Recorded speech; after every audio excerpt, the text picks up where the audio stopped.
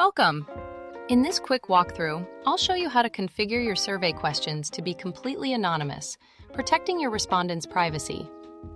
Let's start from your dashboard. Go ahead and choose the survey you want to make anonymous.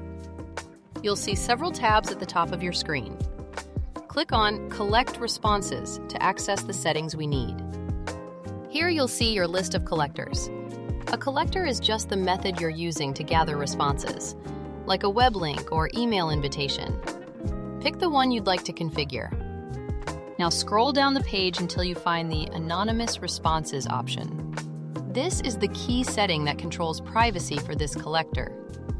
Turn this setting on by selecting Your Respondents will be anonymous. Once enabled, no IP addresses or email addresses will be tracked or stored with the responses. Perfect!